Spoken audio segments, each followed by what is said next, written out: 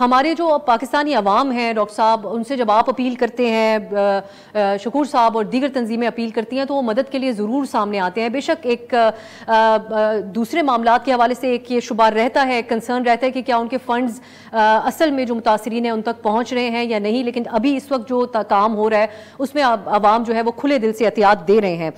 تو آپ کی کیا اپیل ہوگی عوام سے کہ کون سے ایسے مسائل ہیں جن کا سب سے زیادہ سامنا ہے ان متاثرین کو، اور جو بھی عوام مدد کریں گے وہ ڈائریکٹلی ان تک پہنچے گی؟ جی بسم اللہ الرحمن الرحیم. سب سے پہلے تو میں آپ کا مشکور ہوں کہ آپ نے اتنے اہم موضوع کو بھی لوگوں کے سامنے پیش کرنے کا فیصلہ کیا. شکور بھائی الخدمت اور بہت سارے اور ادارے بہت سارا کام کر رہے ہیں.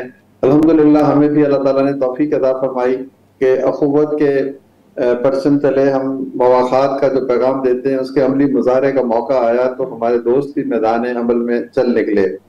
تو ہماری امیڈیٹ ریسکیو کی کوئی آپریشنل اسٹریٹجی نہیں ہے، کیونکہ ہمارے پاس کشتیاں نہیں ہیں یا ہمارے پاس کوئی ایسے وسائل نہیں ہیں کہ لوگوں کو ہم سیلاب میں جو بالکل ڈوبے ہوئے نکال سکیں. البتہ ہم نے لوگوں کے لیے کھانے کا بندوبست کیا ہے، اور اس کے علاوہ ہم تقریباً ہماری امید ہے کہ ہم 20,000 جو خاندان ہیں ان کی فہرستیں بن رہی ہیں اور وہ بڑی تیزی سے بن رہی ہیں. تو ان کو ہم تقریباً 4,000 روپے پر فیملی جو ہے ہم ان کو ودن 10 days ہم ان کو ان تک پہنچانے کا ارادہ رکھتے ہیں. دیکھیں راشن بیگ دے دینا ایک اور چیز ہے، لیکن کنٹیکسچوئل ہے نا کھانا پینا. ہم ان کو چاول بھیج دیں، چینی بھیج دیں، چائے کی پتی بھیج دیں، تو نہ جانے اس شخص کو کیا ضرورت ہے. اس کے بچے کو دوا چاہیے، اس کو آٹا چاہیے. تو لوگ تو آج کل ایک روٹی کے اوپر چٹنی رکھ کر بھی کھانا کھا لیں تو میں سمجھتا ہوں کہ ان کے پیٹ کی بھوک بھرتی ہے، جو حالات اس طرح کے ہیں.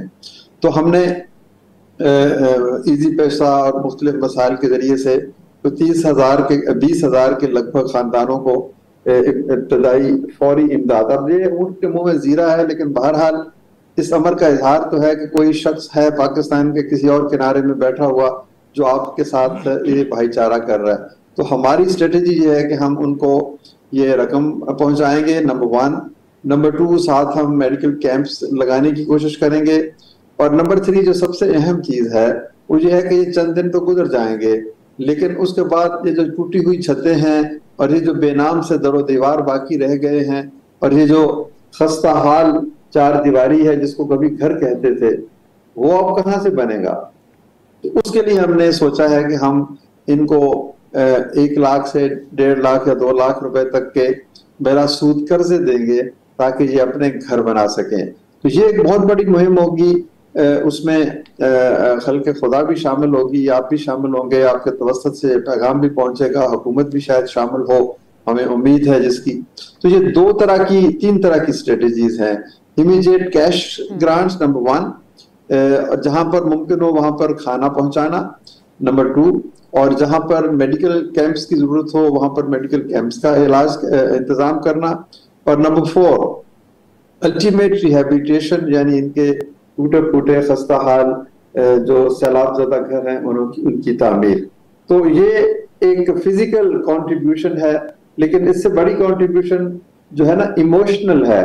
ہمارے رضاکار، ہمارے ساتھی، خاص طور پر اخوت کالج کے اسٹوڈنٹس جو بلوچستان سے اور جنوبی پنجاب سے تعلق رکھتے ہیں، وہ ان کے پاس جا رہے ہیں، ان کے گھر میں جا رہے ہیں، وہ ان کو حوصلہ دے رہے ہیں کہ میں تمہارے ساتھ کھڑا ہوں.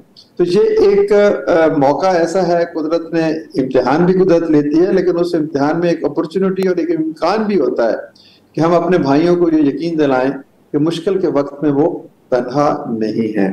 یہی اخوت ہے، اور اسی اخوت کا مظاہرہ الخدمت کی باتوں سے آپ کو نظر آیا ہوگا. شاہد آفریدی فاؤنڈیشن کام کر رہی ہے، بہت سارے اور ادارے کام کر رہے ہیں.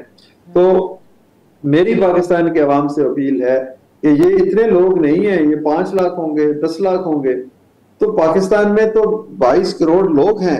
اگر ہم میں سے ہر شخص ایک شخص کی ضروریات پوری کرنے کے لیے کچھ مالی امداد فراہم کر دے تو اس کام کے لیے اس کام کو پایہ تکمیل تک پہنچانا کوئی مشکل کام نہیں ہے. تو اٹھیے، کمر باندھیے، اور صرف باتیں نہیں، صرف زبانی جمع خرچ نہیں، بلکہ آپ کے پیغام کے توسط سے میں لوگوں کو کہوں گا کہ کم از کم ایک گھرانے کے لیے 5-10 ہزار روپے کی ڈونیشن کا بندوبست تو آپ آسانی سے کر سکتے ہیں. जो खाते पीते हमारे लोग हैं, तो दिल खोल कर दीजिए। देने से कभी मैंने कोई शख्स गरीब होते हुए नहीं देखा। जी बिल्कुल बिल्कुल डॉक्टर साहब, और हमारी कौम पहले ज़लज़ले हों या सैलाब हों उसमें बिल्कुल दूसरों की मदद करके, अपना दिल बड़ा करके वो दिखा चुके हैं, इसका इजहार कर चुके हैं कि वो अपने जो साथी हम वतन हैं उनके लिए खड़े होते हैं मुश्किल वक्त में। अब शकूर साहब, आपसे मैं ये जानना चाह रही हूँ कि एक तो आपने ये बताया कि रिहैबिलिटेशन तो अभी वाकई आपकी नज़र में बहुत आगे का प्रोसेस है, लेकिन फौरी तौर पर ये जो रिलीफ दिया जा रहा है ये भी कितना ही लंबा लास्ट कर सकता है? उनको कम अज़ कम लोगों को घर पे सर पे छत तो चाहिए ही होगी, तो आप समझते हैं कि अभी से उसके लिए भी काम करना शुरू करना चाहिए? और दूसरी बात यह कि इस वक्त जो लोग इमदाद करें वो माली इमदाद ही हो, अल खिदमत फाउंडेशन आप लोगों की नज़र में, डॉक्टर साहब ने तो हमें बताया कि उनकी प्रायोरिटी के ऊपर किस तरह की मदद वो समझते हैं कि की जा सकती है आवाम की तरफ से, या फिर चीज़ें या राशन की सूरत में भी लोग हेल्प आउट कर सकते हैं? जी, मेरा ख्याल है राशन की सूरत में तो ज़रूर हेल्प आउट कर सकते हैं, और हम इस कैंपेन को भी शुरू कर रहे हैं कि लोग खुराक की सूरत में भी और कपड़ों की सूरत में भी जो मदद दे सकते हैं। लोगों के घरों में अब जो मौसम तब्दील होगा तो बहुत ज़रूरत होगी कि इन लोगों के पास तो कुछ भी नहीं बचा, तन ढांकने के लिए भी नहीं है, कुजा ये है कि बिस्तर और बाकी चीज़ें हों, तो यकीनन कपड़े और राशन ये दोनों प्रायोरिटीज़ हैं, और इसके साथ हमें आगे बढ़ना चाहिए। जो बात डॉक्टर साहब ने की, मुझे खुशी है डॉक्टर साहब और हम मिलकर इस मैदान में बहुत सारे काम इकट्ठे करते हैं।